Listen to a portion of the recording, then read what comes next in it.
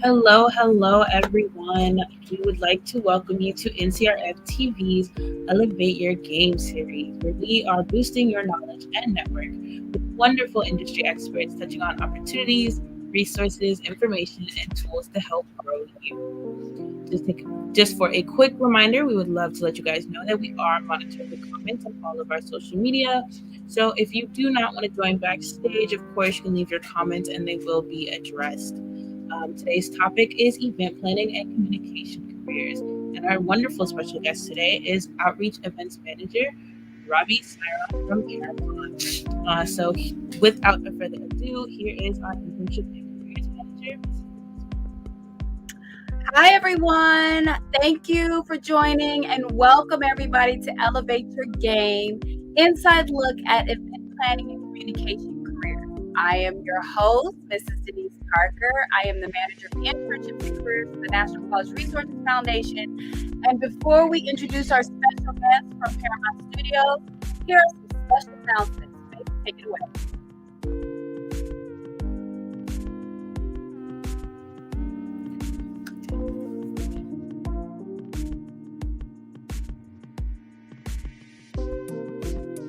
Alrighty. So for our announcements today, we are going to start off with an amazing opportunity for our incoming juniors with Mattel. So they are looking to add it to the stream. You got to add it to the stream. Sorry about that. That's okay. We're going to keep playing the music.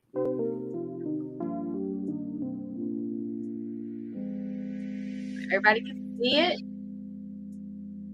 Everybody, I see you guys there. Just be patient. I see Jeremy, I see Susie, I see Jordan. I see you guys. Wave if you see me or hear me. Don't add me to the stream. You guys let me okay. You can keep your cameras off. And so, we're going to have some great talk today. Yay! Great. Everybody, you guys don't get shy. They just downloading something so you guys can see it. Just letting guests come in. Don't worry. You guys gonna be fine. All right. Here we go. Go ahead, Faith. Alrighty. Sorry about that, guys. But today's first amazing opportunity is with our wonderful partner, Mattel. They are continuing their Future Leaders Innovative Play Leadership Program with their FLIP program for their incoming Black juniors. This will be a 2-day virtual training to include technical and soft skills training. It takes place in early August, and they're looking for fall or winter of 23 or spring 24 graduates. So that means you are graduating within the next year. And you are currently enrolled in a 4-year baccalaureate program. It is open to all majors, and you have to be interested in the children's entertainment industry or toys in some way, as Mattel is known for. And you have a racially or ethnic diverse perspective for an underrepresented community. They are focusing on the Black community, specifically for racial and injustice and violence against the Black community. So if that is something interesting to you alongside the children's entertainment industry, please go ahead and take a look at that. Mattel is a wonderful partner of ours, so we are glad to share this information with you all. And before we move on to the next slide, Mattel, we placed 4 interns in 2021 with Mattel with their FLIP leadership program. And they had an opportunity to do it virtually. This time it's going to be in person and virtual, I believe. So please take the opportunity to copy that link. You can screenshot it and go to Mattel. Mattel makes Barbies. They make all kinds of toys that you are familiar with. So please check out their website, and their corporate headquarters are right here in Los Angeles, California. Go ahead, Faith. Alrighty. So if you would love to keep up with us and all of the wonderful opportunities that we have, go ahead and scan that QR code and join our virtual career incubator program, where you will get wonderful emails from me about all of the opportunities we have coming up. We will check in with you guys. We do resume workshops, just the amazing little snippets that we do. So please scan the QR code, join us, and hear from me weekly. Excellent. Next, we have an amazing scholarship that is due today. It is due today. It is for our graduating seniors and postgrads who are interested in computer science and software engineering. So, a wonderful session that we had last week with Dessa Shepherd, where she talked about this opportunity along with just software engineering in general. But it is a 2-week training program where you will learn different things, different skills that will make you competitive in the software engineering industry, or as Dessa like to call it, the tech ecosystem. And so you, at the end of this training, will then have a wonderful interview with a high paid entry level software engineering company.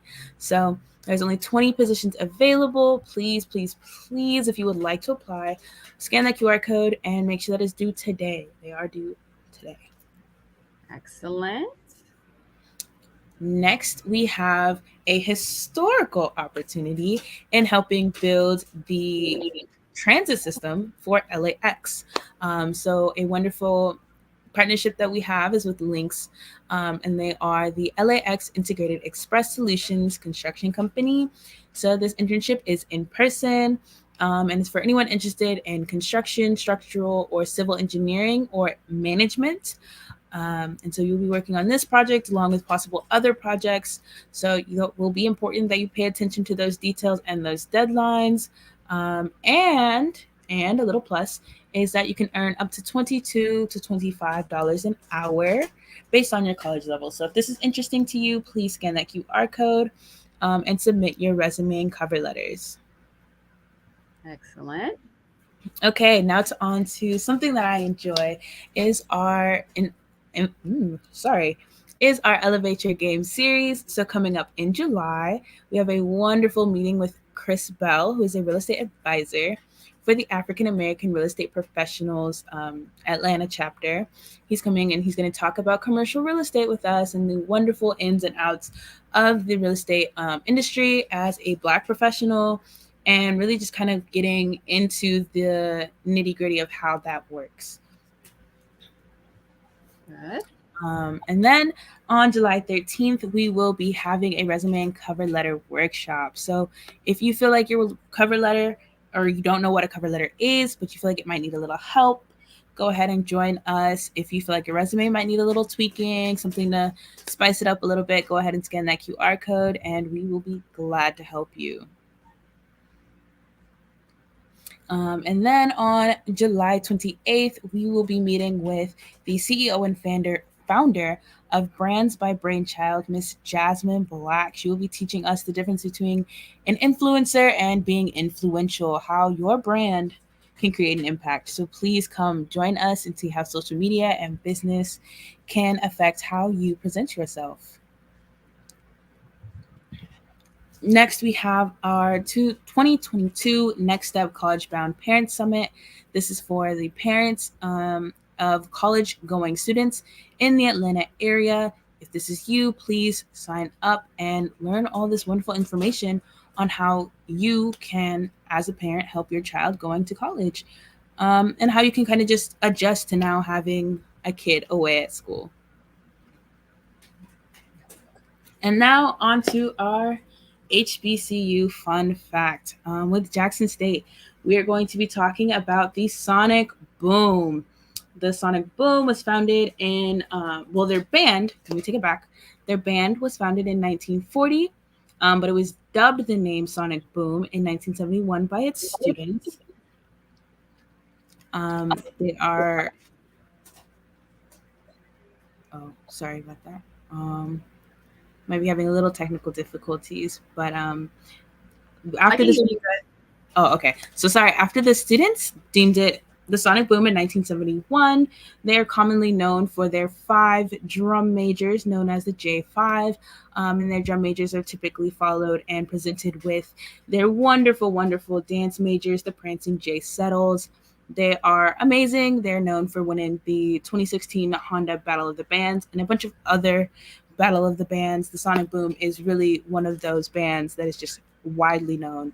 So please go ahead, check out Jackson State, their band, and their wonderful academics. On to the rest of our show, though. Thank you guys. Thank you, Faye.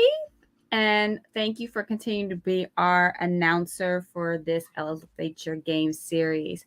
So now we can definitely get started. I will look forward to introducing, right now I'm so excited. I'm introducing somebody who I've got to know over the past year at Paramount Studios, who's been working with us diligently at our expos and also introducing opportunities through their other partners within the organization of Paramount Studios.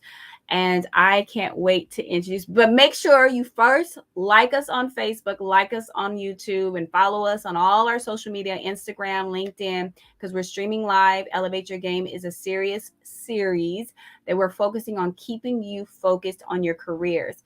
We have a special guest, and I'm going to add him to our stream, Mr. Robbie. How are you today? I'm great. How are you, Denise? I'm good. Let's get started. Let's just talk. What's going on? What brought you here? Why are you elevating your game with us at NCRF? I think what I'm doing here is I really want to show off what we in events do and kind of the multiple career paths, education paths, and how people get into it. I think a lot of people don't really know what event production is, the different opportunities there. A lot of people just call it party planning. It's a different thing that I'll talk about later. But yeah, I really just want to show off my industry and how awesome it can be and how people get into it. And before we even go into the deep conversation, I just wanted to let you guys know who are following us and watching us on our live stream and also in the backstage right now, waiting to get on. You guys can ask questions in the chat. We're monitoring our chats on all our social medias. We're also going to be able to bring you guys on to ask questions to Robbie. So please just get a feel for this person. He is amazing, and he has great energy that actually helps us to catapult what we're trying to do here at NCRF, make more pathways more, accessible for you guys. So where is it that you want to start, Robbie? Just tell us a little bit about yourself. Do you want me to start with your slide, or where do you want to go? Yeah, let's start with my slides because I'll just kind of walk through who I am. So this is one of my cover slides. It's one of my favorite events that I did at Coachella, just to kind of give you a sense of some of the things that I do. We can go on to the next one. Okay, so a little bit about me. My name is Robbi Sirron. My pronouns are he and they, and currently I'm the Outreach Events Manager at Nickelodeon Animation, which is a subsidiary of Paramount Global, formerly Viacom CBS. So I work in the larger ecosystem around the company, and I'm so grateful to partner with NCRF all the time. Absolutely love them. Also, Mattel is a partner of ours. They make Monster High toys, and we make Monster High shows. So Mattel is an amazing place. A little bit about me as well, just so you understand my educational journey. I have a bachelor's in journalism from Illinois State. I'm from Illinois, a small town called Normal, Illinois. And I have a master's in strategic brand communications from the University of Illinois. Just how normal is Normal in Illinois? That's just such a quirky name. It is, well, we competed for computers when I was in high school against Boring, Oregon. That's how normal of a place it is. It's mostly corn and soybean fields. It's also the corporate headquarters of State Farm. And now, if you are familiar with electric automakers, it is now the home, the factory base for Rivian, which is a new electric automaker that makes pickup trucks and SUVs. If you don't know them, it's Rivian. It's an amazing company. They have a bunch of different branches all over the country, including new ones that are opening all over the place. So it's a cool industry to get into. My sister works there. And RJ, the CEO, is not a supervillain like some of the other CEOs. So anyway, that's Normal, Illinois. They took over Mitsubishi when Mitsubishi left. It's in their old factory. Excellent. Yeah. Well, these small towns, you come out of these small towns and what happens? You go into the big city. How was that transition for you real quick? Huge culture shock. My school growing up was 97% white and 3% other, as they called it, because there just wasn't enough of anybody else. So it's a huge culture shock just going and getting exposed to different cultures and people, which was really important to me as a queer person growing up in the Midwest, not exactly the most fun place all the time. So yeah, I wanted to make that jump and moved from normal out to LA, started doing internships. It's kind of my pathway, but yeah, I had to get out. Now, the town's a little bigger, a little more diverse. Definitely some issues still, but you can still find those careers in small towns. Excellent. So tell us a little bit more. What else do you want to talk about? Sure. So I'm going to go on to my journey, show you my timeline. Okay. So the reason I got into events when I was doing my undergrad in journalism, instead of writing for our school paper, I decided to use my communication skills and work with a small nonprofit called McLean County AIDS Task Force. It's a volunteer-led organization. It's the oldest in the Midwest, in Illinois.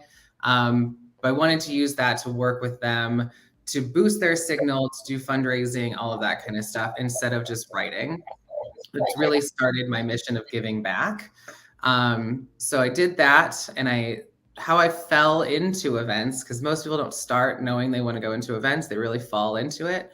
I was doing a art gallery sale for them, for McLean County AIDS Task Force, and I was standing in the middle of Main Street, and it's actually, yes, Main Street, it's one of our only streets.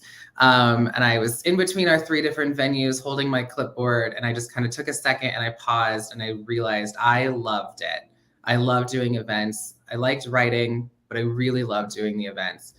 And so now every time I do an event, I take that moment to really find my love for it again, just stopping and all of the chaos and just breathing for a second and remembering why I'm in this field in general.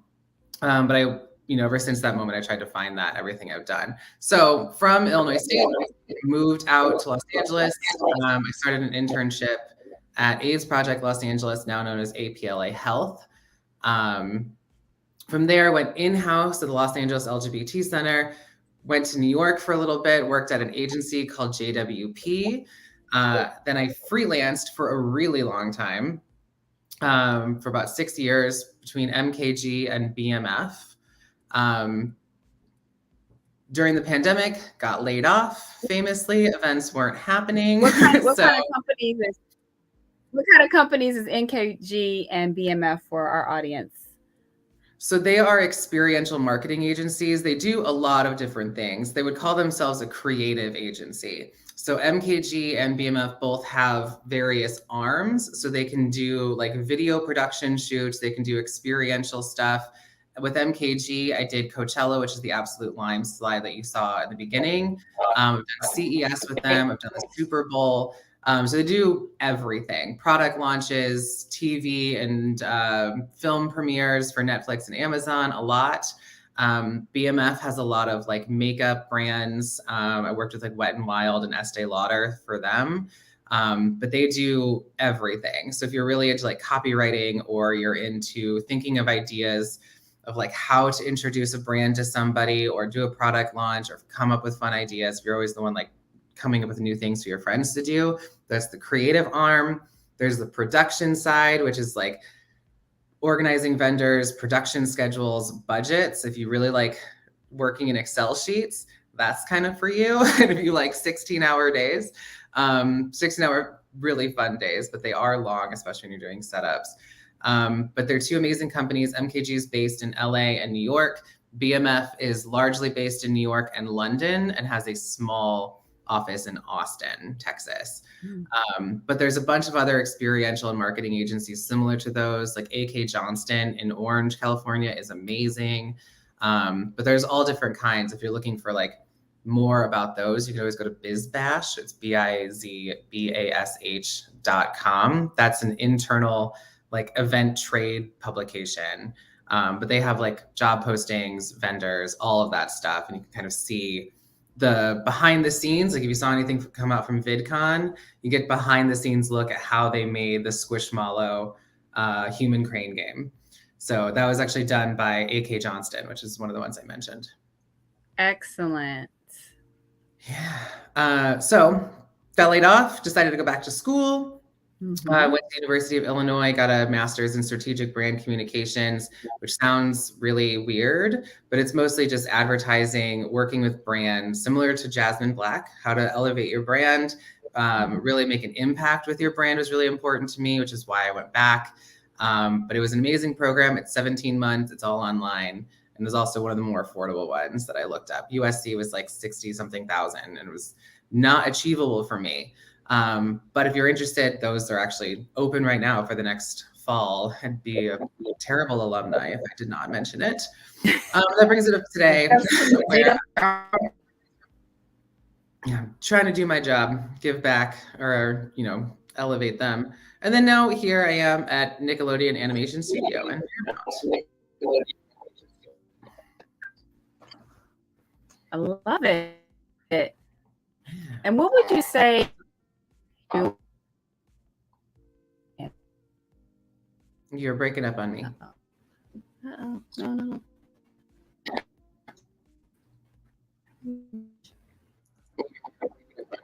Okay, I see that. I saw myself breaking up. I'm about to switch to my hotspot. Go ahead. What role are you? What is your role at Nickelodeon right now? I'm the outreach events manager. So I work with the larger recruiting team under Camille Eden, who is an amazing person. But I work with them on, I can hear you. Ish.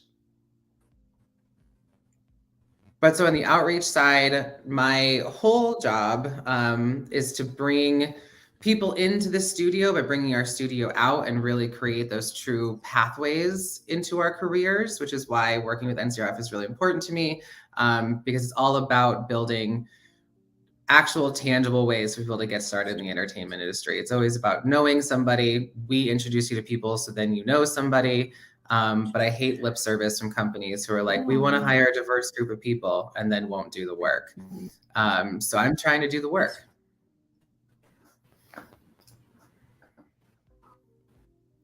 Denise, you back?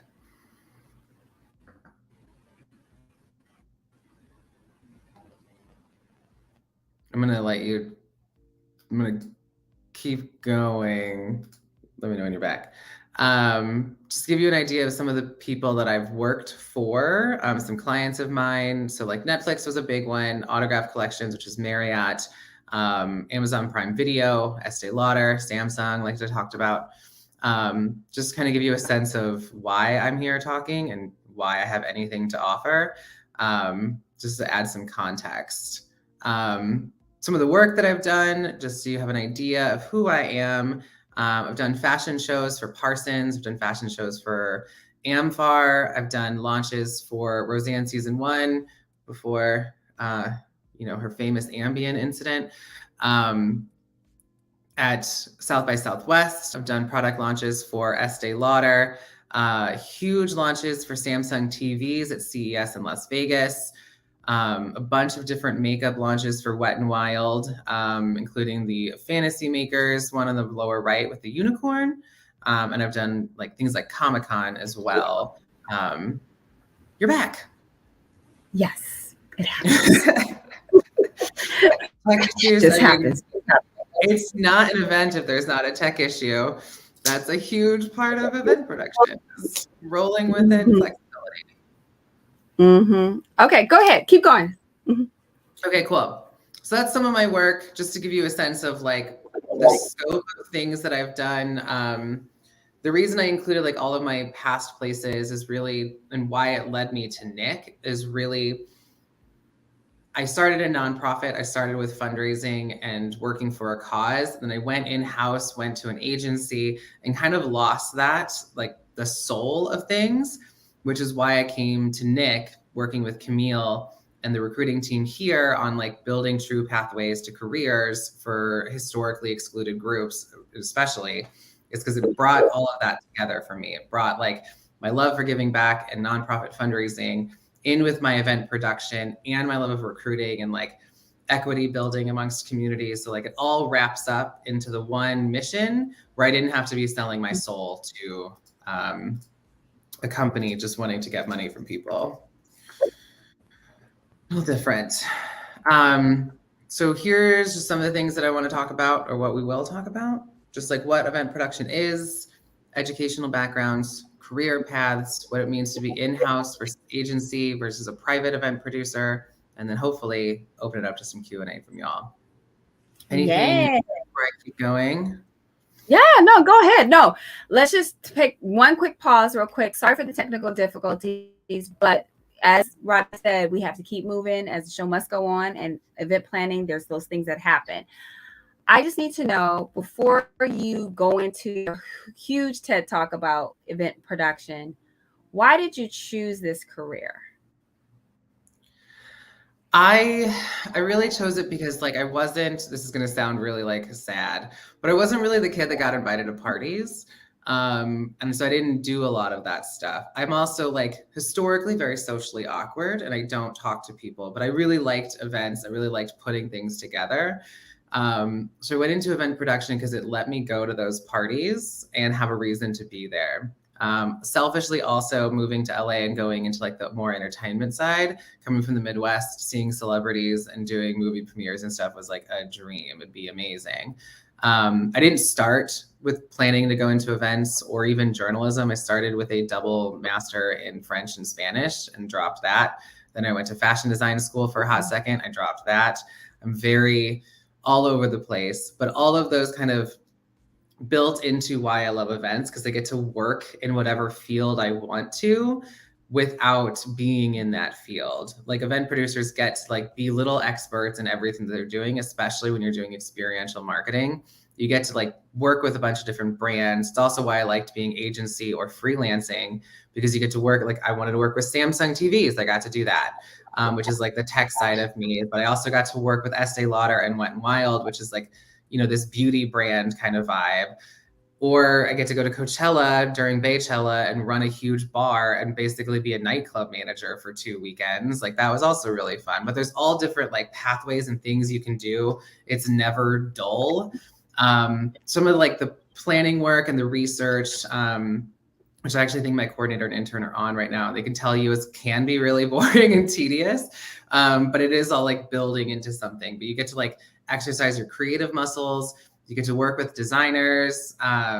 You can be in any industry while being an event producer, which is really amazing. And you get to travel a fair amount, depending on where you work. So it's all just like whatever you want it to be, it can be. And I think that's what really excites me. And then when I'm on site at an event, instead of like watching what's going on with the event, I like to watch the people, because I like to build spaces for people to have a good time, to really walk away with something, to really walk away with an experience, either becoming like an ambassador for the brand where like that was a really cool thing that they just did, or just like having a really good time. Those are all really important. But yeah, that's kind of why I got into it, just because it's kind of like building Legos on a macro scale. You get to like put something together. Sometimes you're building like a little city overnight, which is amazing, but it's challenging. It's fun. I've met some of the greatest people doing it. Kind of like forge friendships in a trench when you're at 4 a.m. digging a literal trench at Coachella to run a cable because they messed up. It's just, you know, it's never boring. It's always different. I don't really do well with the standard 9 to 5. Like you do the same thing every day. Even working at Nick, you know, as much as I do similar things every day, it's always different. We're always doing something new, trying to like do something new.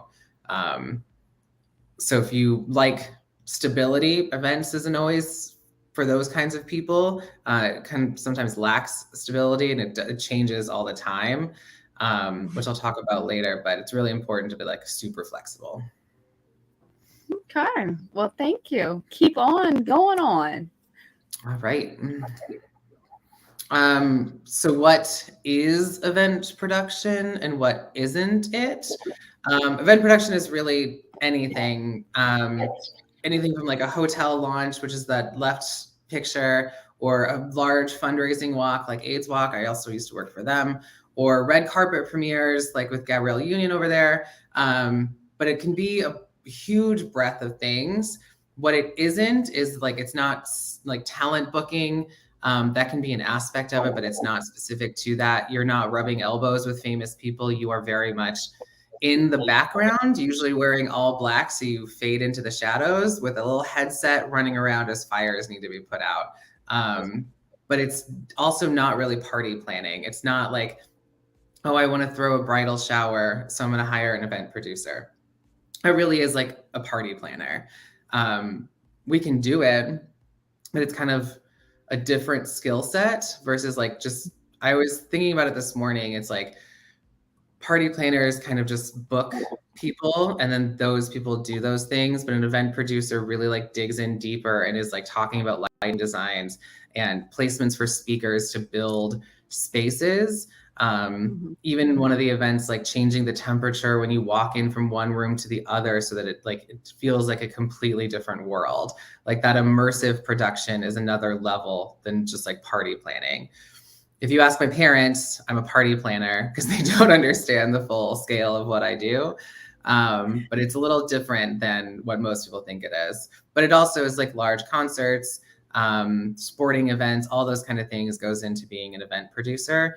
But you are really like the mayor of like a bunch of different people. Party planners kind of fade off, especially if you ever like planned a wedding and you can't find your wedding planner at like 11 p.m. because they just dipped.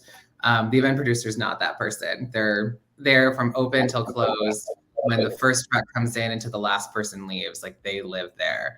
So it's a little different than just like, I'm going to throw a cocktail party real quick. Although we can do that too. Yeah, when you say that your client is not just the people who hired you, it's the people who walk in the door, it's the venue, it's all the different vendors that come to there, because you have to build those relationships to make sure you can maintain that support system when you go to the next event and when you call on a Hail Mary for something. How would you describe like an experience for you on a day-to-day? Day-to-day differs wildly depending on what we're doing. But like my average like office day is a lot of, well, I'll do it in two different parts. I'll do like what I do now and like when I was at an agency. So like agency life is a lot of like client management. So like, let's say your client is Facebook. It's a lot of like calls with that client, keeping them up to date, monitoring how they're reacting to things. A lot of being an event producer is understanding subtleties and reading the room and building those relationships. Because the subtlest like twitch in somebody's face means they don't like something, or when they say they have a budget of, $30,000 or whatever, really knowing that that's not what they have. They have like 25. But it's super different. There's a lot of research that goes into it. There's a lot of understanding what you're talking about. Like you're never supposed to be like a lighting designer, right? But you do need to know enough about lighting design and the gear that goes into it to understand what that's going to cost you and what's going to give you the best event. So there's a lot of times of just like talking to vendors, sourcing new vendors, trying to do your research into everything. When you have a new product, you have to become an immediate like expert on that product, even if it's not something you're familiar with. So deep diving into it, the history of the brand that you're working for, developing like key performance indicators so that when you're presenting an idea of what you want to do for an event, it's the right idea for them. Like it's going to be the most impactful for their audience. You have to become a subject matter expert basically overnight or you're going to fail. Like it's just not going to work. Now at Nick, it's a lot of the same stuff of like looking for vendors, doing new things, building swag, working with designers. And then it's also, what are our goals? Like for outreach, our goal is to like bring new people into the studio. So it's like, what kind of people do we need to bring in? What aren't we finding? Where do we need to be looking? Where aren't we looking? And then if we know that we're missing or like not serving a specific demographic, then we need to go do the work and build those pathways. So a lot of what we do now is looking at like high schools and colleges to build real pipelines into the animation industry and into Paramount on a like larger scale into entertainment. Because they always say like, you don't know a career exists until you're introduced to it. So we want to introduce people to the, different careers within animation, within Paramount, so they have an idea of what is actually possible. And more importantly, how to get there. That's our big thing here. Excellent. Keep on. I love it. And it's almost to stop. So these are kind of like my 4 breakdowns of what, event production can be. It can be a fundraising thing, like the AIDS Walk photo I showed you. Public relations, like red carpet events are very much PR, press, anything that's like building awareness of a brand. And it is different from straight marketing. Public relations is like brand awareness, brand love, brand sentiment. Marketing is really like, we're selling you a product. We want you to like make a purchase decision on that product. Public relations can help you get there, but it's also not the exact same. Like when companies sponsor sporting events or sports teams, it's not a marketing play, it's a public relations play. They're aligning their brand with those things. Marketing is really like trying to influence a decision. Either you're going to buy it or you're going to watch it. That's what marketing is. It's different than PR. A lot of places use them interchangeably, but they are pretty different. And then there's like the standalone ticketed events, like concert series, one-off events. Those are like, they're not trying to get you to buy anything later. They're trying to get you to invest in that experience right then, like Coachella. But then everyone who shows up to Coachella, like Absolute Lime, that's a marketing play. They're trying to get you to eventually purchase their product outside of there. So it's all built into one thing, but understanding all of these and how they work together is really important. Excellent. So like we were talking about earlier, these are like my key things of whether or not you're going to be successful in events. Organization, if you really like Excel or Airtable, really like maintaining flows and timelines, all of that's really important. My team can attest that I'm not always the best at it, which is why I surround myself with people that are. But organization is key. And I don't even mean just like you have notes. I mean, like it's intense, because if you miss a window when somebody is going to be there, or you miss a permit, you can get shut down. So it's really important to know every single step of the way what you're doing, make sure everyone's on the same page. So organization, huge, number 1. Relationship building is always my number 2. I would not be successful in events without my vendor partners and my producing people that come with me. Without them, there'd be nothing. I would be lost. So maintaining those relationships, knowing when to push and when to yield, not, never really yelling unless you absolutely need to. Like all of those are really important. And then you build relationships with your clients, because if you do a one-off event with somebody, that's great. But what you want is return business. So you really have to build those relationships, build trust, be honest with people, be adaptable. So leads me to 3, which is flexibility. Nothing stays the same. You can go into an event with a floor plan totally laid out, and then 20 minutes before your client rolls through or an executive rolls through, and it all needs to change, and you do it. I once was doing a charity auction at the LGBT Center, and an auction head wanted the entire room flipped, which means all of the things on tables needed to go where these pianos and cars were. So everything had to flip an hour before doors, which was a nightmare. And I wish that my boss would have stood up to them, or another board member would have, because it was a lot of work. But that's kind of what the name of the game is. Like you just roll with it, including like working overnight shifts, if that's what you have to do. But flexibility is key. Clients change their minds all the time. Executives change their minds all the time. You might change your mind, or something goes wrong. It rains, your lighting vendor doesn't bring a certain thing and you have to flip things around. Everything can go wrong, and it usually does. So knowing that in advance helps, and then rolling with it. Emergency response also is really high for me. If you're the type of person who freezes in an emergency, not really. Certain events, probably not for you. Large scale things, I've had to call ambulances for heat stroke, for seizures. I've had fires, weapons on premises. I've had basically everything. If you are the type of person that can shut down your emotions and deal with the next step and engage with emergency responders, also really good for you. I hate talking about emergencies during events, but it's a huge part of event production, especially now. We all saw what happened with Astroworld. They didn't respond to the emergency appropriately. And as things get more and more tense in different places, it's always going to be really important. even like the COVID response that we had, the only reason that events were able to come back is because producers are flexible, worked on new ways to keep everybody safe, but it's very important. And in creativity, unique solutions to complex problems is a huge part of events as well. If you remember that Absolute Lime cover photo with all the disco balls, that was over 300 disco balls strung up. And of course, they all fell, they all broke. We had to find 300 more in Palm Desert. But like that kind of idea, like how do we bring all of this out? Like how do we do something new? That's always a huge part of event production. So if you're somebody who is really creative in a lot of different ways, events is really awesome because that's what everyone's looking for.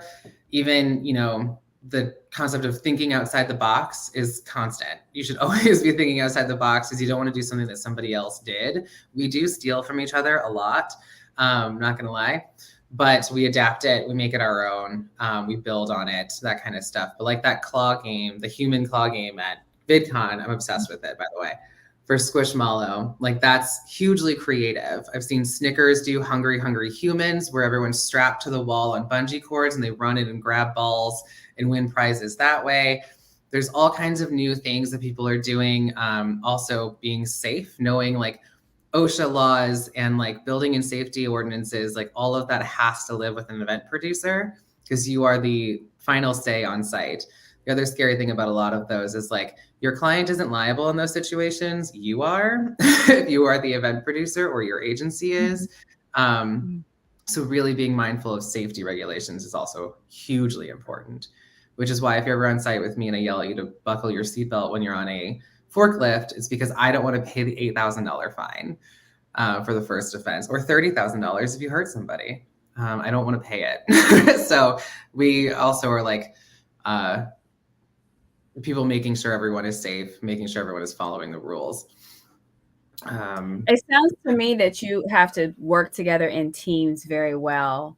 You have to know your venue. You have to know the people who are coming in, the demographic. You also have to be aware of your surroundings and weather conditions and also, you know, emergency situations, as we've seen, as you mentioned about the, you know, the Astro, you know, situation. There's so many different perspectives that you have to look at, and you can't be one dimensional, and you have to listen to your team, especially if they see it from a different perspective. Our company, National College Resources Foundation, we host events all over this country and even virtually, in person and on virtual. And it is amazing how we put things together, but it is very tedious. We have teams that go ahead of time. We have teams that show up the day of. We have volunteers. How hard is it to master that, you know, all those different working parts, the logistics of it for you? Like, how long did it take you to master that? I mean, I've been in events in some capacity for over a decade, and I feel like I'm just starting to get like really good at those things. But what was important to me is like, you don't want to jump in and be like lead event producer, like straight out the gate. That's not really going to work. It's not going to, you know, you don't want to start your own company right out of college or right out of high school and just like think you can do it. I really believe in like paying your dues, quote unquote. I hate saying it that way, but like starting in like a production assistant or production coordinator role, or like associate producer, and working your way up through the ranks. Because as you get more responsibility and a bigger title, you have a lot more responsibility and a lot more people are looking at you. And you're not talking about like some of these budgets, you know, my biggest budget was $6 million. So you can't afford to make mistakes on a budget of $6 million. Like, or even with $150,000, you make mistakes and you go over your budget, you lose that client's trust. So it really is about like the best event producers and lead producers are listening to their teams. They have captains in all the different areas overseeing things that report up to them so that you're not the only person that has the answers. Like you have captains in all these different areas. And then if you're in a captain position or a lower position, you know when to escalate things up, but you know how to make your own decisions. Really understanding like what your producer wants or what your client wants is really important. So it takes a while to really build that, like being able to handle everything. But the best part of it is like you are working with a team. So if you are good at leading a team or you're good at working on a team, it's going to be fine because that team is going to support you. Like when I had 40 feet of tents blow over in Santa Ana winds, my team was there to support me and we like solved it and got emergency personnel in and got everyone out. No one was injured. But then we kept the party rolling. Like we had a huge accident, but we still kept the party rolling. But knowing that your team is there and is going to support you is hugely important. But the team also needs to know that you're there for them. So that comes down to protecting people from sexual harassment, to making sure they feel safe on site, that they're getting their breaks, that they're getting paid adequately. But that's how you build those relationships. And then working with venues and other vendors, like you like to go back to the same places, work with the same people, because it really is about that trust. Like when you need a lighting vendor or an audio vendor to throw a Hail Mary for you, you know they're going to do it because you're going to do it for them later. But it does take a while to like be able to balance all of that at once and have it all in your brain. And learning to work with cities and governments is never ending. They change their rules all the time. One fire marshal might say one thing, but another one says something else. Is you just kind of have to roll with it. You have to be like communicative and friendly, but really also you know when to hold the line for your client or for yourself, and not be a pushover either, because people just railroad you. Exactly, especially if they want to get into a venue for free. And you're sitting like, no, there's a charge. And we gotta pay this. We gotta pay our fees just to be here. So I do say my events are success when I get crashers. When people are trying to break into my event, I know that I have the hot party. So I always yes, the hot party if you try to crash the party. I love it. So what's next for, event planning in the sense in that world? How can you shed the light more for our young people who are listening in? Yeah. What's next, I think, in events is really like we've all started going virtual. I don't think that's going away. Virtual is definitely here to stay, whether it's a hybrid model or whatever. It's not leaving. It broke down a lot of like geographical barriers. It's done a lot of really cool things. Like I'm able to be here with all of you because of technology. Like this would have been in a room and very limited to people who can travel to be there. So definitely like virtual is going to be there. So if you don't like technology, still a role for you in event production, but tech, understanding the internet, all of that kind of stuff is really important. Esports is definitely an industry that is exploding in popularity. If you like video games or you really enjoy like setting up for video games, it's a huge market right now.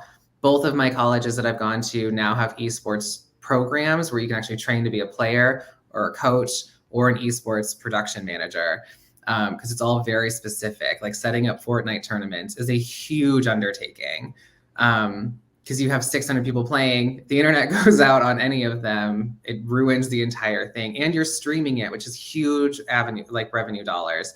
So there's all these different pieces to it, but esports is definitely a market that I think is going to continue growing. And then there's virtual events, even more so in like the metaverse and VR. So many companies are starting to do that. Coachella did a VR experience with Meta this year. So that's also going to be a big component. I don't know if anyone plays Fortnite or any of those types of games, but they do like in-world concerts. That is still an event production. You're still planning it like you would an event, building a stage, working with designers, booking artists, like all of that still builds into it. So I think those are like the biggest growth areas. And like now, especially like political action movements, like as guerrilla as they have been in like grassroots and grass-led, they still require a level of event production for safety reasons. So even if you're not working with the police, there's still things that we, as producers still have to do in order to keep everyone safe, to keep everyone organized. But that's also, I think, going to be a big thing going forward. It's just, especially like, not even necessarily an industry, but like if you enjoy doing that or if it's important to you, like there's ways to get involved in your movement in like as an event producer, like organizing volunteers, organizing routes, making sure that water is on site, like all of that is still event production. You can still give back in that way. Oh, that's amazing. I mean, Robbie, you're shedding so much light on the subject that, you're answering questions that I can even come up with. And I'm pretty sure our audience feels like they're getting like a whole plethora of interesting ideas for their own event planning careers and marketing careers. So, is there any other things that you want to share on the slide that you think that would be important, or do you want to open up for questions? Let me look through what I have left. Oh, the only other thing that I want to talk about is like education really quick on like what Sure. is a good major. That's key. So this one is a little broad because very few colleges have event production or event management majors. There are some, but they're usually like associates or, or certificate degrees. But these are like the main pathways in. So there's like marketing and advertising. Like integrated marketing is a huge part of event production where you understand like ad buys, print, out of home, but also events, communications and public relations. People make fun of communications degrees as it's just like an all-encompassing thing that you can get that you pass really easily. I don't agree with that. If you really go into like communication theory, which I love, like it is amazing. It's an amazing field. And then like public relations, if you're really interested in like working with celebrities or brands, there's a bunch of different things, but those are like normal pathways. Spatial and event design, if you really like doing events, you actually want to like influence the way that they look. People who are really into like art, they can go for spatial and event design, interior design kind of things with like 3D programmings and build the actual space. They're hugely important. I can't do my job without them. And then business and hospitality management. Hospitality management is a pretty common degree at this point. That's managing like banquets, hotels, travel, that kind of stuff.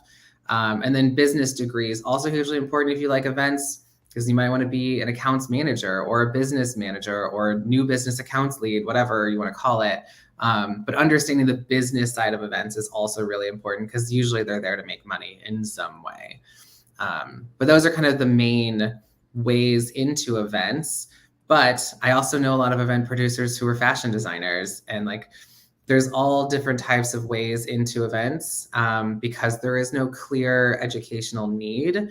But if you're looking for a leg up, communications, marketing, those are your most likely paths. I feel that the majors that you mentioned are part of the technical skill side to make sure that you guys understand like all the ins and out of what an event what it takes place, the marketing side, the public relations, the spatial and event design. That is key. We just did a kind of our info session on Madison Square Gardens is building and supposed to be finishing up by next year or the end of this summer, their Madison Sphere Studios. It is an interactive space, In and you can Vegas? go to. Have You're you talking about the one in heard of Vegas? it? Yes, and they also Yeah. have one in London. Oh my God! If you Could want to you see me imagine? geek out, we could talk about that for 10 minutes because that is the coolest Yes, thing go in the ahead. world. As an event producer, like I'm a little sad I don't do experiential because it is the coolest thing, like having all of those Yes. LED panels in the sphere to make it look like whatever you want. And then you can do it on the inside too. And then they have haptic feedback in the floor. So if like on the screen, you're like buffalo or running, you can make it feel like that underneath you. They can pump in scent. It's like truly an immersive experience, like to the next level. But it's like one of the coolest venues and I can't wait to check it out. But it's so cool. I'm very excited. Oh my God. Yeah, I'm excited too because we had Dory Welsh who was hiring for that, and she talked about it, and I was like, oh my God, this is amazing that Madison Square Garden is expanding their brand into other parts of the nation, other parts of the world that we never even think about. The garden is iconic, and now they're taking it to a whole nother level with this interactive, immersive experience. And that's where, like you said, the VR, all that stuff is going. The Meta has definitely introduced in commercials what the experience of Meta will provide for people who are, utilizing the platform, and how you can have an experience without being there, but being there within the virtual reality world. I think that what you're doing, Robbie, is really outlining all the different ways, past, present, and near future, of what event planning and marketing is going to be and how you need to stay on top of your game. So what can you tell our audience, like, what are the ways they can stay on top of the game, how to be like really, ahead of it, how they can elevate their career pathway with just these simple things that they can do within their majors? Like, what should they be, not just marketing classes, but what should they be looking for in their marketing classes? What should they be looking for in their communication classes that they need to pay attention to? What if their school's not providing it? Where can they go?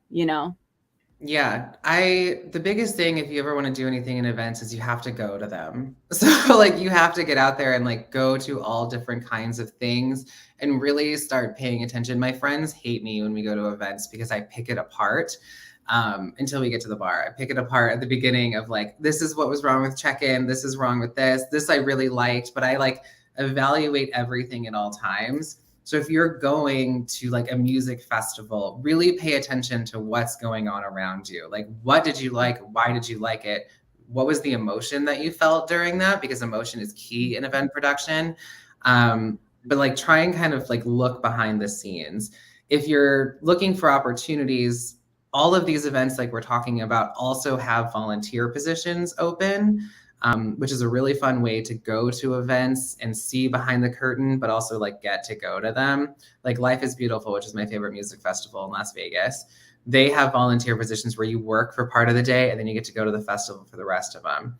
But definitely like looking into what other people are doing and staying on top of it, following your favorite brands and really like taking stock of why something was like emotionally evocative to you or like what worked, asking your friends what brands they really like, just like looking into everything that everyone is doing and then staying up to date on like technologies, what's coming down, like what's new in lighting. Like it can sound really boring, but there's all these different cool things that lighting's doing now.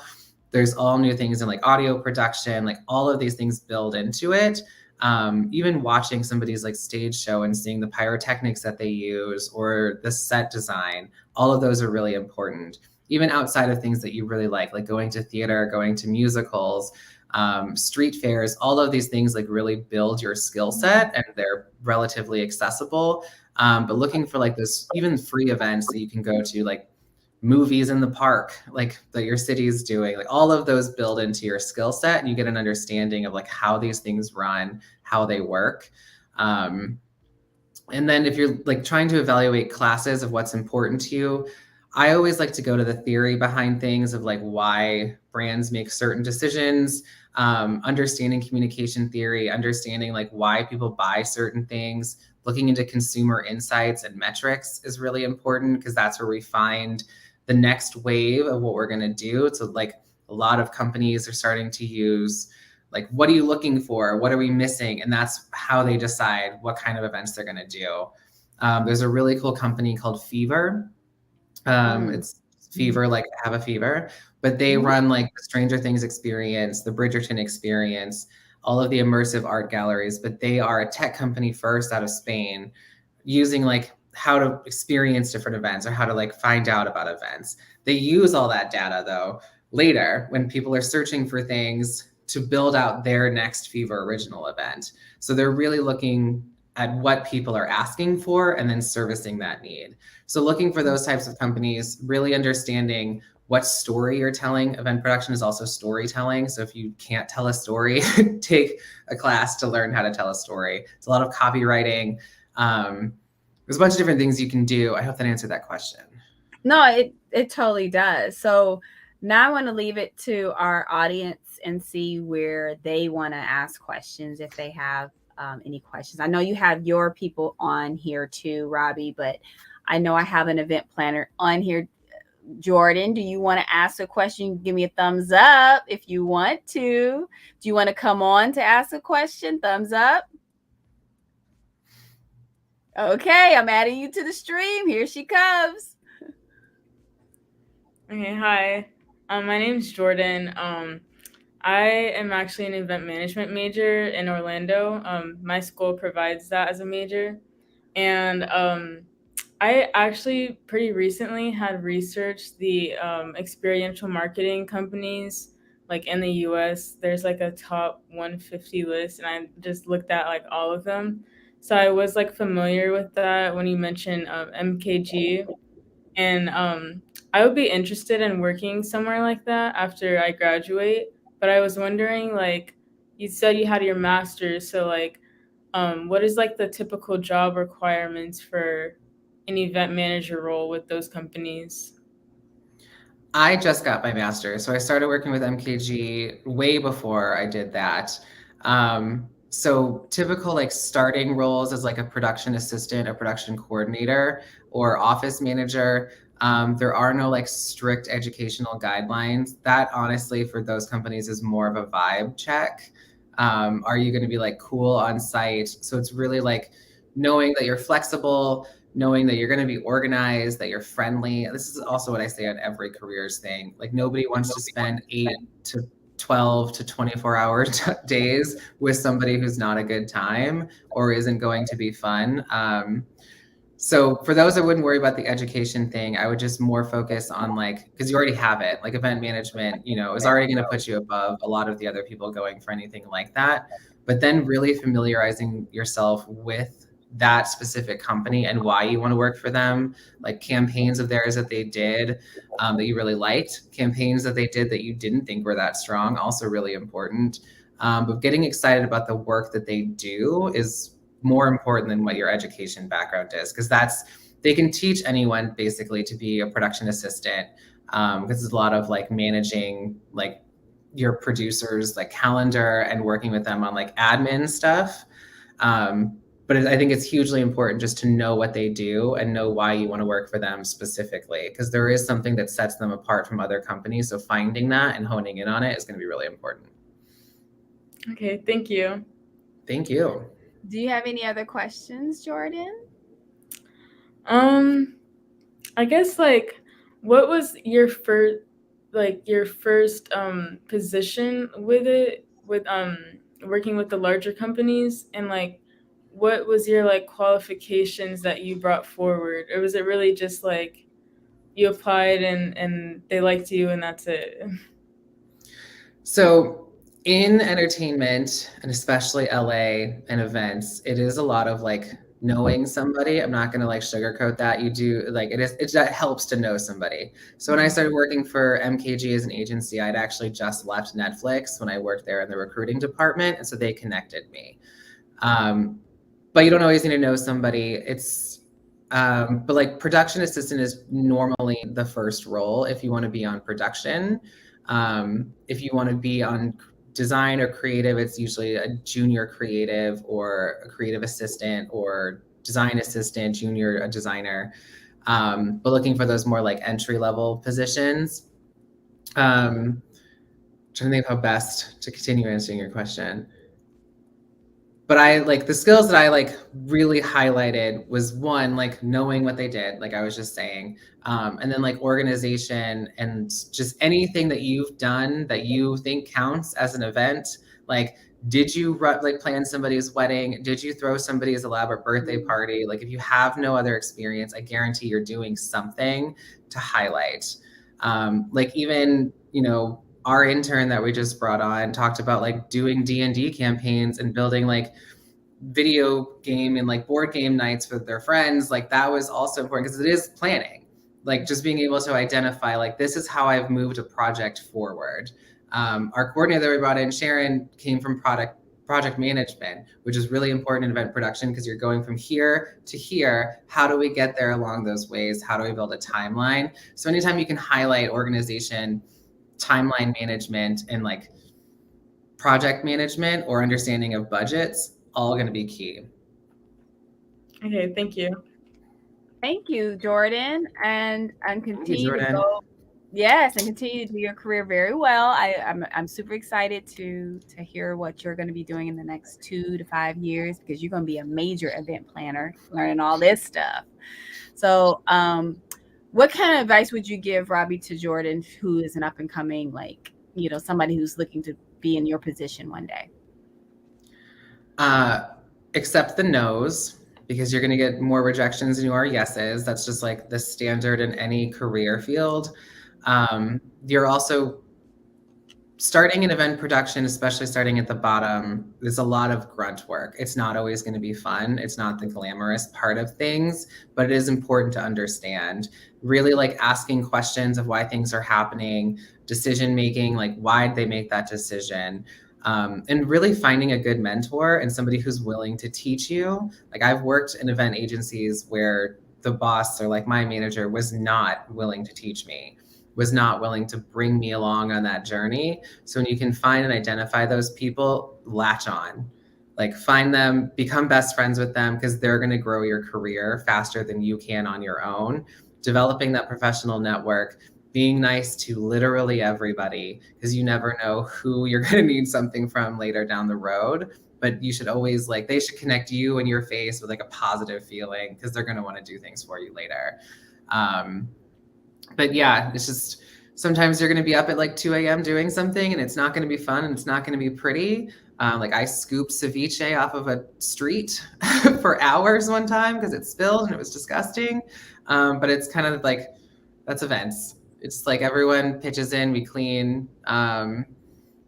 Yeah, just like roll with it, because it's not always going to be pretty, but it will get there. And like when you're picking up ceviche, that's also how you become best friends with one of the people that you're standing next to, because you just went through it together, and find people that you want to go through that together with. Thank you, Jordan. I'm going to let somebody else come on if they want to, if you don't have any other questions. Do you? Okay, that's fine. Oh wait, one more thing. Just about like the business side.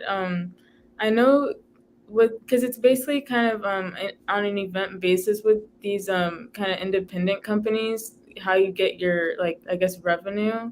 So like how consistent would you say is the work, and like how long does it take to even put one event together? My average lead time for an event was about 6 weeks from like start to finish. Sometimes you get longer. I'd love to get longer on more of them, but usually don't. The fastest we've done it is 3 weeks. You can do it even faster if you have the budget for it. The work is, depending on who you're with, what agency, the work is usually pretty consistent. Freelancing, I was what was called a permalancer, because I wasn't a full-time employee, but I was constantly freelancing. The important part about that is like you're always hustling, like you're always trying to find your next job, or you're working 2 or 3 at one time. Not to say like I did work for MKG and BMF at the exact same time, because you're just trying to like, you might be in like heavy production mode for one and early planning for the others. You're trying to line it up as you go. Same thing that they do. But yeah, it just depends on where you are, how consistent the work is. But I would also be open to freelancing, because it allows for a lot more flexibility and you get to like try out different agencies before committing to one. But then, you also have to recognize that you might not have work for 6 weeks if you can't find a job. So really being able to plan for it, it can be a little up and down. Yeah. And it's in today's society with all the ups and downs with our economy, you definitely probably want to have some type of stability on the side while you're going after your goals and dreams and running a, production, company, or, putting on events and marketing. And shadowing people, sometimes you don't even get paid the way you think you should get paid when you're shadowing somebody, but you should get paid for something, because, events require you to do the work, and you need to make a little bit of money, at least gas money, just to get there. How is it important for you to know, the staff that actually do the support, like the cleanup crew, the hostesses, the waiters, the people who are the chefs, the cooking staff, how important to treat them very well, because they are serving the people while you're putting on the event. How important when you see events, sometimes people don't treat those people very well. Like the people who attend them. Like what kind of advice you do for those people who are in events on that side? That's the other thing, is like your event is only as strong as like your weakest person. So if you you should never be outright rude to anybody. You need every single person in that event to do their job and to do it well.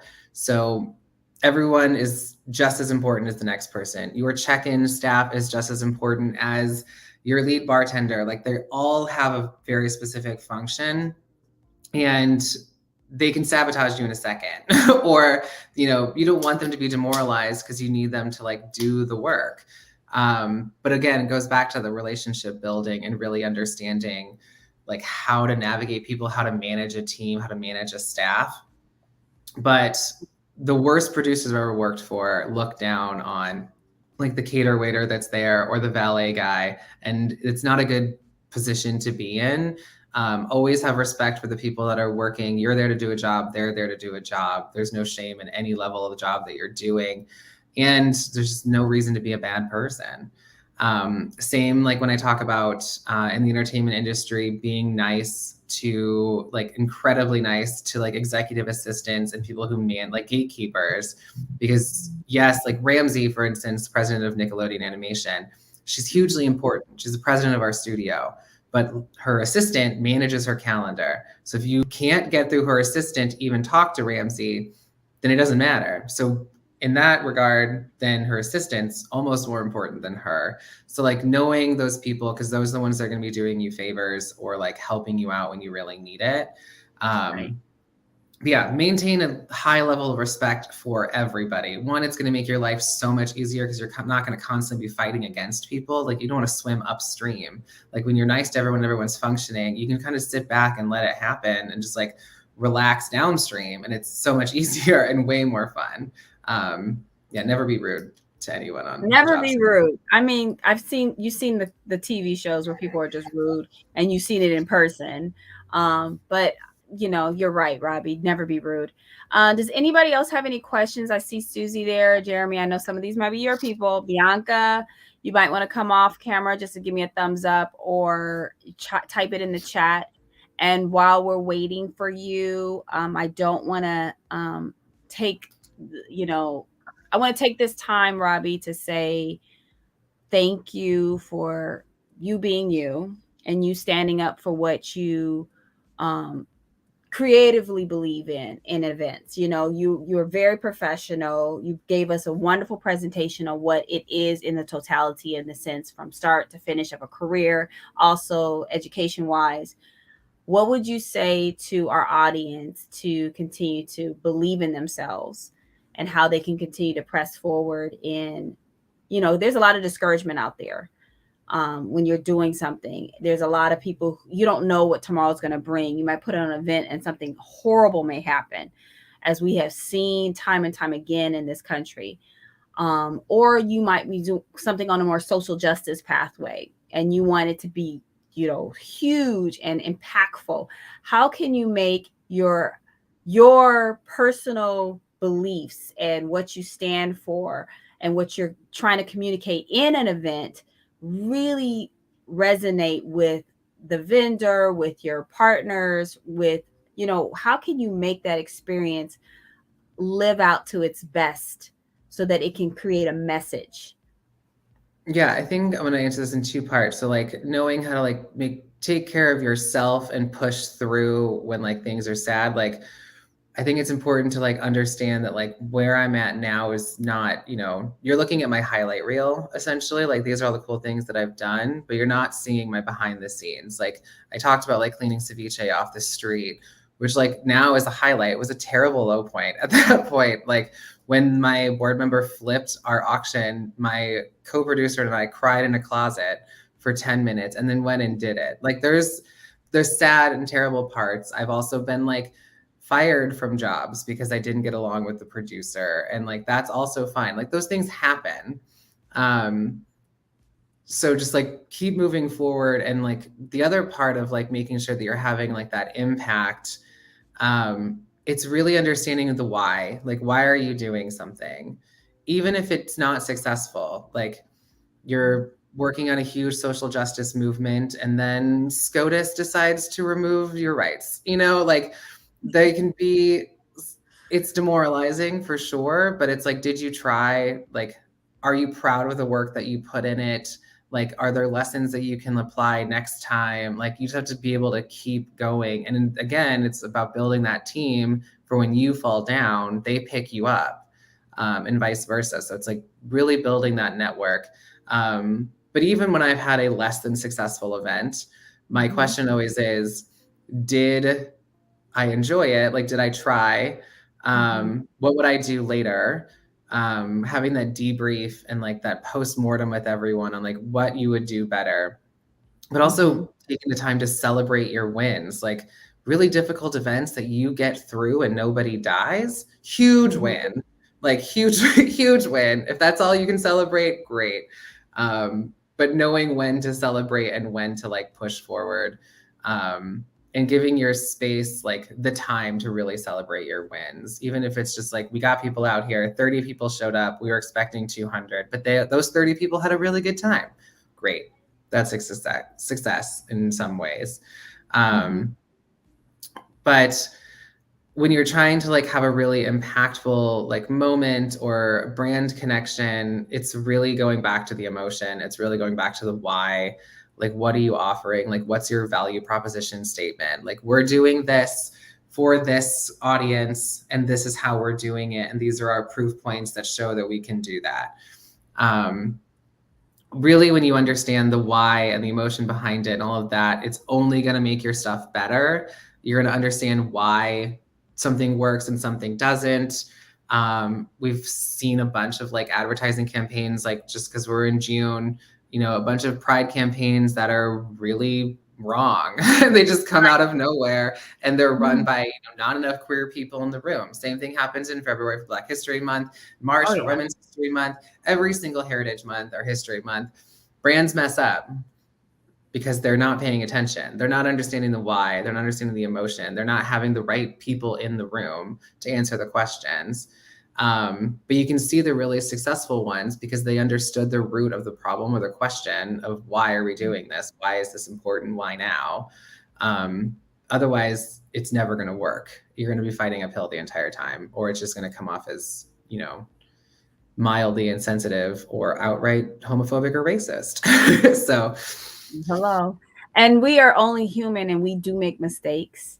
And when you put that mistake out on national television or in a huge, venue, then you are making it known that you are not listening to your audience. You're not listening to your demographic. You do not have enough people in the room, or you're not taking a chance. You're just checking a box.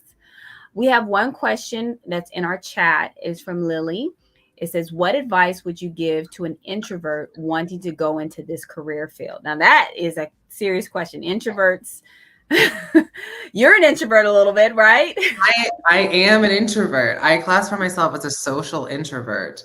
The way that I get past my introvertedness, if that's a word, is really having a function of why I'm there. Like, I cannot come up to you at a party and start a conversation, but I can have a conversation with you when you come in and check in at my table to get your badge, because like that's a natural entry point for me. It was especially a struggle at the beginning of my career, especially when I needed to like find a job or hustle. But then I relied on my more talkative like connections, like people who knew me could then like do some of the cold outreach for me. That's always really helpful, but and also like even after an event, I need days to recover my social batteries. Like, I will give it my all that night and I will like be as social as possible. I will try and be the life of the party. I will do all of that, but then I will recover for days and take like, my teams know that I need that. I know that I need that. And I really like take the time to do that. But there are whole positions in event production that you don't have to talk to anybody. Like, a back of house manager is not out on the floor. They're not interacting with guests. They're just running the back of house, like organizing crew meals, checking out radios, like doing all of that kind of stuff. And then there's other producers who also don't really talk to anybody. Like, the straight up like event production people might be running around with a headset talking to their immediate team, but it's like 5 people. So there's not a whole lot of social interaction. You're not in the party as an event producer. You're behind the scenes. So it's much more contained with people that you know. that you've been working with for months on different things. So I think there's definitely a place for introverts in event production. If you wanted to be a party planner, probably not so much, or a hype person like Tiffany Haddish used to do at bat mitzvahs, that's probably not the right role. But in event production, there's not a huge need to be super social, but there's entry points to it, if that makes sense. It does. And one of my questions that I have that will be one of our final questions before we end this session is, how can you protect yourself as an event, producer and planner, in the sense of the business side, where people are taking advantage of you, taking all your lovely, opportunities that you're giving them and saying, oh no, we're not going to pay you, or this wasn't right, I didn't like it. Where's some advice that you could do just to protect yourself? Or if it's a socially awkward situation where somebody's making a pass and he said, she said situation, or, what kind of advice would you give somebody who is young in the game of the event production industry, and they need to protect themselves and be aware of social predators and also business, I don't even want to call them out of their name, but, disrespecting the side of the business. Yeah. I mean, there's definitely people who have taken advantage of me as a young event producer in terms of like how much I was worth and how much they were paying me to do my job. So there's a few things that I recommend. One, get it in writing. Always get it in writing. Have a contract of what your payment is, when payment is due. All of that information needs to be signed by all parties involved. I have gone into many things without having one of those, and it has come to bite me every single time. There's some really easy ways to do it, like Fiverr, Fiverr.com has like really good like freelancing tools to set up your own contracts and payment portals. Hugely important because you can actually just like draft an invoice really quickly and then remind them multiple times, take credit card payments, whatever, but always get it in writing, especially if you are doing a project rate versus a day rate. Get that project in advance. And then if for some reason your project is over or they cut you, you'll have a kill fee on there too. So like you can't lose payment just because they decided to let you go, unless you did something terribly wrong. But always get it in writing, be very clear. It feels uncomfortable sometimes when you're doing like, especially when they're friends of yours, you've worked with them, but handshake agreements don't really work anymore. So definitely have a contract, know your worth, and then talk to other people in your same like level of your career. Find out what they're making. Like just ask them. That's how like my producing partners and I like all got raises, because we all talked about what we were worth, realized we were all getting severely underpaid, which was just going to the agency we were working for. And that wasn't helping anybody. So the people that benefit from you not talking about how much you make are the people running the companies and the big companies. Like just talk to everyone, find out what people are getting paid. It can be uncomfortable, but it's hugely important to make sure you're not being taken advantage of. And then for the other piece, especially like sexual harassment or, people being aggressive on site, or like I've experienced homophobia and I know people have experienced a bunch of racism on site or sexism.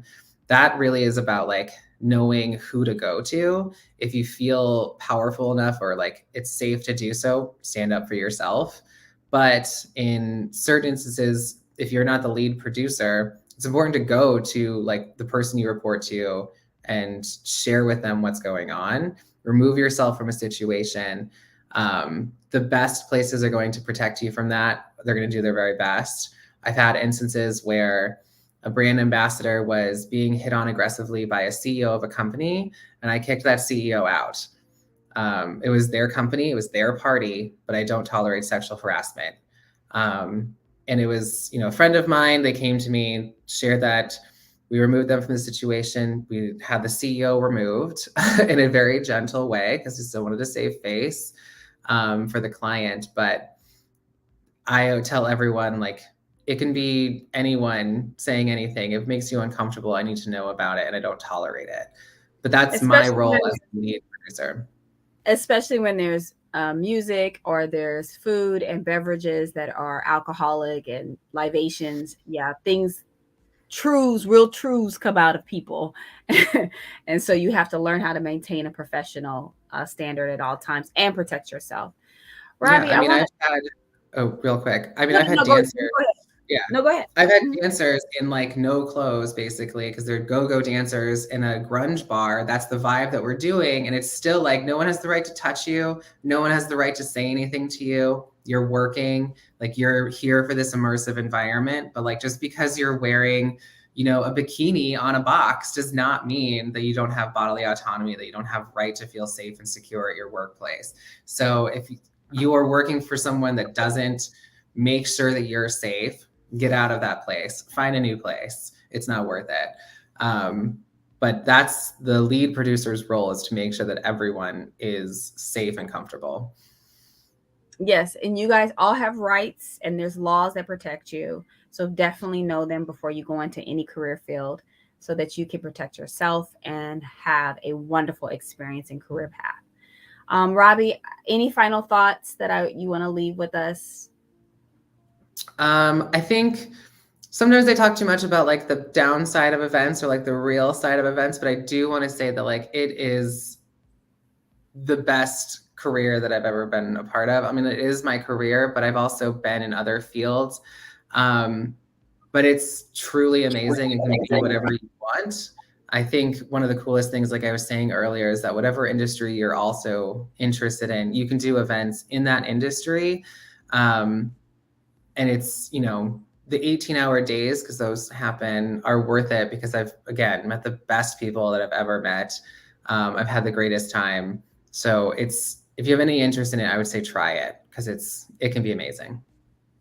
Well, thank you, Robbie. I want to thank our special guest. And, you know, it's not easy to get people off their, schedule, but he has volunteered his time. And thank you, Robbie, for all the things that you're doing for your company and continue to do. And I want to continue to encourage our audience to look for pathways that stretch you. Look for pathways that increase your awareness to what is out there, the possibilities, and no job is below you or beneath you. Eventually you'll earn your worth and your by your work, and you will be able to expand your career to your wildest dreams. So again, I want to thank you for joining for today's session with Robbi Sirron from Paramount Studios, Nickelodeon. And I encourage you to continue to follow us on our NCRF TV Network, our Instagram, our Twitter, our Facebook. Keep up with all our social medias, our LinkedIn page. We're here to help you stretch and elevate your game from college into your careers and beyond. My name is Mrs. Denise Parker. I'm the manager of internships and careers for the National College Resources Foundation, and I'm excited to be your advocate for all things careers and internships. Thank you, and I'll see you next week. Bye.